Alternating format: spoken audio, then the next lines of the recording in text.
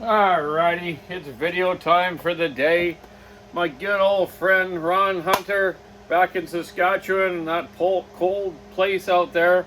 Well, it was warm a week ago or so, Ron, and now it's cold again. But he had a little problem with his 500 series saw today.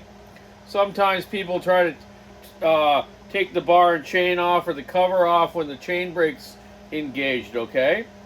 So I want to show you a trick that you don't have to have a special tool or anything to try to disengage it, okay? So first of all, when you do that, you've obviously taken your bar and chain off, and you have to pry this cover off because the band is stuck on the drum, right? So you've obviously taken the bar and chain off, you pried this kind of up. I just use a screwdriver here and flip it off the drum like that, okay? And then take your nuts here off, and now it's off, but it's engaged, right? So to get it back on is a son of a bee. So what you do, leave the bar and chain off, take the cover here, set it back on, and get your front bar nut here started, okay? Get it on kind of as far as you can, okay? You know, without breaking anything. Get your next one here, see if it'll start. Get a few threads on it, okay? Now hold the cover inwards as much as you can, okay? And just pull that lever back, okay? That reset it by doing that. And I'll show you right now. They're very hard to reset if you don't do it like this, or you have an extra handle kicking around. At our shop at Walker's is what I would do is me and Sam would have handles for every different model. There's a lot of 300 series saws and 500 series saws. People do that to them. See that? It's reset now. So now it's fine. It'll go over here and go back on properly with no problem, right? Set. Reset. Okay? That's how you want to do it. If you don't do it like that, you got to try to get some sort of, here I'll show you what Ron did, which was actually a great thing. Oh, now I got to take it back off again. Holy, I wasn't thinking there. Okay, let's get it back off again. Okay, there we go. What he did is put a pair of vice grips on there and a pair of a crescent wrench, then worked it back. Just watch you not doing it with a pair of plumber's pliers or something and break all your housing here, okay? You just be careful with it. But what I showed you here is really the easiest way to do it, okay?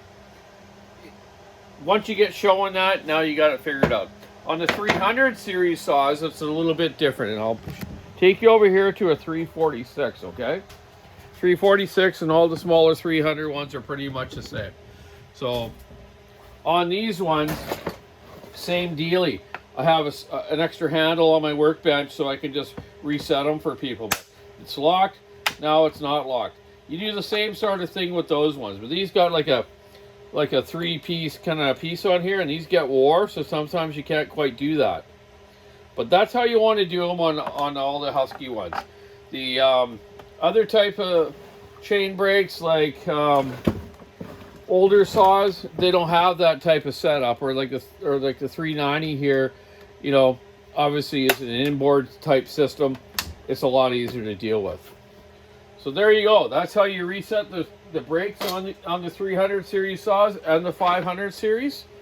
And now I want to get into this saw. A friend of mine just dropped this off tonight. He's logging in Bigwood. My friend Kelsey Borer. And this thing's been misfiring and running like crap. He's already looked kind of at he undid the switch wires and ran it, and still doing the same thing. So let's investigate to see why this thing is misfiring like he thinks it is. He thinks it's an electrical problem, okay? So let's first of all take our top cover off, and we're going to check out our spark plug lead and our spark plug. Sometimes it could be the inner coil for the spark plug lead. They get broken, and this wire is misfiring in here.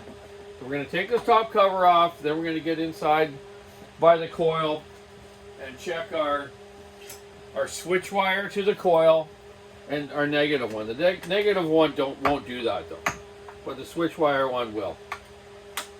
Okay, so these are a bit stripped. Typical on these saws. He's following big wood with this, like, you know, 4 or 5 foot cedars, big firs, all sorts of big wood. It's a good 390 Walkerize. He's been running my saws for years. He actually took a little break in falling, and now he's back falling again. So let's take this cover off, have a look at our high tension lead. Okay, look inside there. Pull this like this, the spark plug lead from the plug thing. This one's not broken, so that's not the problem with it. Yes, it does have a regular spark plug in it. Looks like almost the factory one, Husqvarna branded one. Let's have a look at the plug just because. Yeah, it looks fairly new.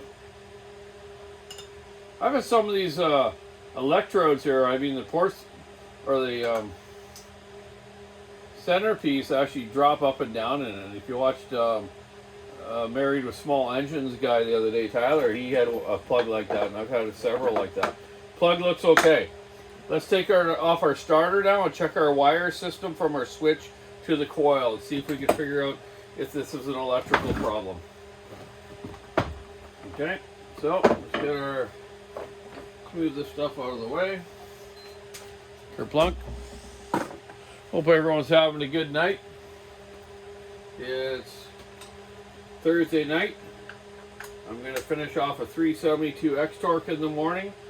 Then I'm going to go to Nanaimo and deliver it, put it into the Loomis company or DHL and send it up to northern Alberta to a fella that's Ed Sinclair, that's working way up north in the cold, man, in the seismic projects. So that'll be done tomorrow. Then I'm going to deliver some other saws to Walkers and some others to a couple friends of mine.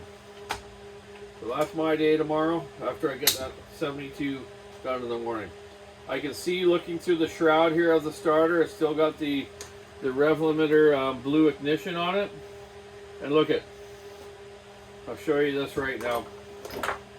Here's one fault.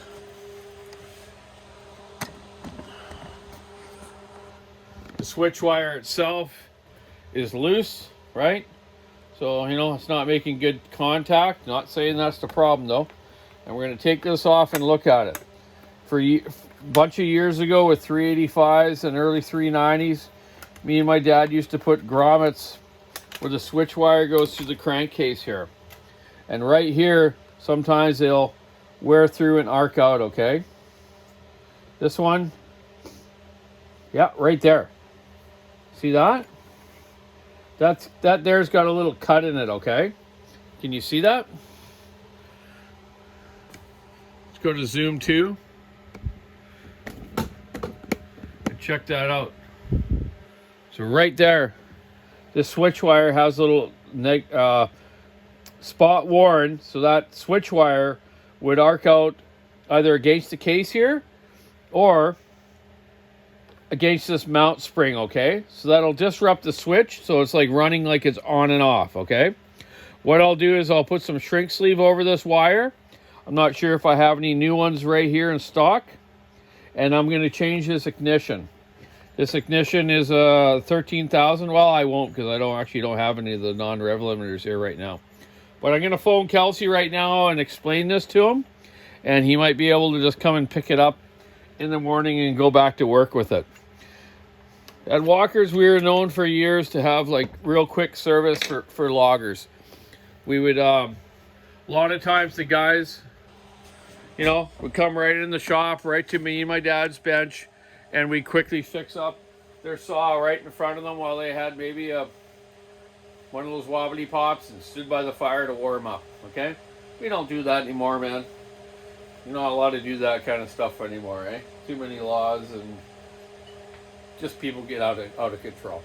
Anyways, back to the story here. So, I'm going to call Kelsey and tell him this situation and quickly fix this. Fix the switch wire onto the coil here and this spot on it. And we'll see if it's okay for tomorrow when he goes back to work. So, keep your saw in the wood, sticking the ice, rubbing the road. Your saw is maintained. And checking things like this, it's not that hard to do. Just visual looks can actually fix a saw by just seeing what you kind of know through experience through the years, right? So there you go. There's a brake fix problem, chain brake stuff. A quick fix, hopefully, on this saw. And we'll go from there. Have yourself a great night. Catch you later.